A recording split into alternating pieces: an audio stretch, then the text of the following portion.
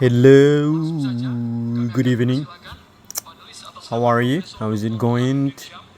How are you doing? Capek pakai bahasa Inggris. Well, lagi nonton debat debat capres terakhir ya.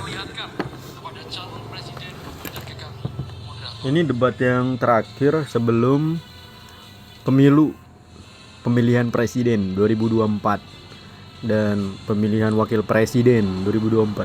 Subtemanya adalah kesehatan. By the way, ini gue lagi nonton channel YouTube-nya Najwa Shihab lagi live siaran langsung. Judulnya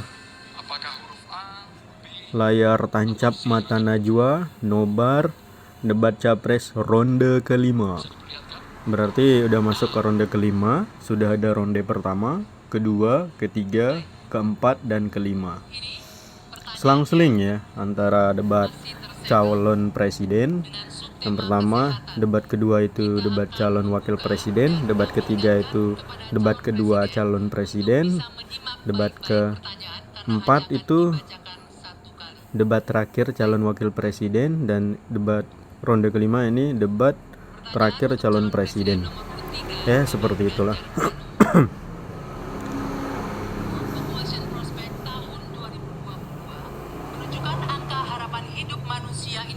Ini dua orang presenter dari TV One.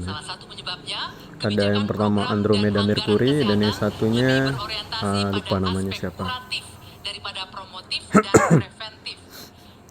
Coba kita lihat live chatnya ada apa aja.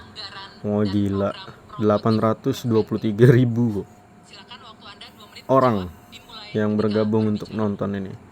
Like-nya sudah 56.000 ya. Kita lihat dimulai 2 jam yang lalu.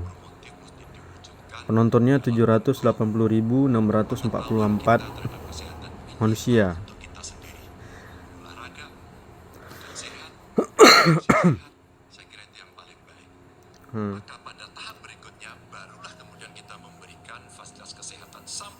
By the way, Pak Ganjar Pranowo, calon presiden dari nomor urut 1, lagi menjawab pertanyaan dari moderator atau panelis kalau nggak salah. Penyelenggaranya KPU ya, Komisi Pemilihan Umum.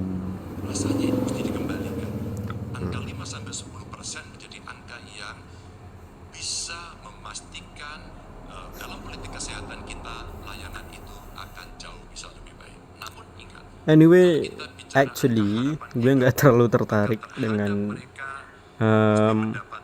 tema debatnya ya.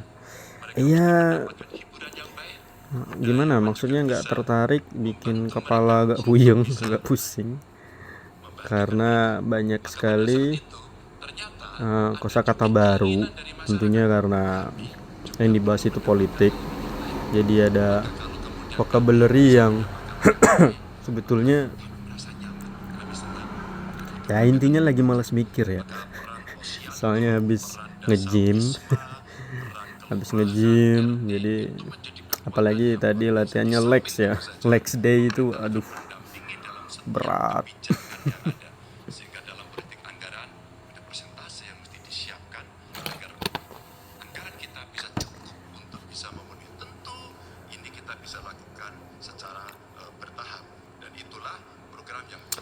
Yang mau gue soroti ya dari jawaban Pak Ganjar Pranowo, bagus sekali. Ini menurut pandangan saya sebagai warga yang memiliki hak berpendapat. Wah ini tadi nomor urut 3, sorry. Ganjar Pranowo itu nomor urut 3, kemudian ini nomor urut 1, Anies Baswedan. Lalu urusan kesehatan seakan menjadi urusan Kementerian Kesehatan dan Dinas Kesehatan saja. Dan salah satu masalah utama yang dibahas Dinas Kesehatan tentang kesehatan. Karena itu kami melihat yang disebut sebagai promotif, preventif, kuratif ini harus seimbang. Jadi kesehatan itu harus lintas sektor. Beliau ini profesor kalau nggak salah ya, Pak Anies Baswedan. membangun air bersih misalnya di Kepulauan Seribu supaya mereka minum air yang sehat. Yang kedua, membangun taman-taman, membangun jalur sepeda, kemudian membangun Lulusan UGM juga nggak ya? trotoar, Kalau membuat orang Pak berjalan Ganjar kaki, Pranowo festival itu gue olahraga. masih Jadi ingat beliau itu unsurnya adalah alumnus lintas dari sektoral Universitas supaya Gajah dana Mada. itu bukan hanya pada dinas kesehatan tapi pada semua bidang yang terkait dengan preventif promotif. Ini cara jawab dari beliau, gue akuin ya. Memang sistematis jawabannya. Kalimat demi kalimat yang digunakan itu Jadi saya tertata. lebih ke arah produktif, langsung dan cepat. Wah, ini Mr. Prabowo nomor urut 2. Kurangnya dokter, kita kurang 140.000 dokter, Terus itu utama. langsung dikasihkan data ya oleh beliau. Atau serangan jantung, 2 sebab yang paling besar kematian. Di beberapa kabupaten tidak ada Solutif. spesialis jantung. By the way sudah 6 menit ya, coba sampai ke 7 menit ya. Moga-moga aja bisa diupload di Instagram nanti. CT scan, PET scan, jarang ada di kabupaten. Oke, gue pause sedikit. Gue juga udah dapat beberapa poin penting dari Pak Prabowo, Pak Ganjar, dan Pak Anies tadi ya. Sekelibat sekilas ya, dengarnya nggak terlalu banyak. Intinya mereka bertiga itu sama-sama memperjuangkan kesejahteraan rakyat, khususnya di bidang kesehatan ya. Kalau dari Pak Ganjar yang gue tangkap tadi, apa ya? Lupa ya. Kalau dari pokoknya intinya mensejahterakan masyarakat warga supaya sehat selalu. Kemudian yang Pak Anies itu pola hidup ya, bukan kesehatan itu bukan hanya urusannya untuk dinas kesehatan atau kementerian kesehatan, tapi stakeholder yang lain itu saling berkepentingan kalau nggak salah ya, dia bilang gitu. Terus pola hidup itu harus diperhatikan ya. Kalau udah ngomongin pola hidup itu kan pasti makanan, asupan makanan disajikan, terus juga olahraga, gerak tubuh, dan lain-lain.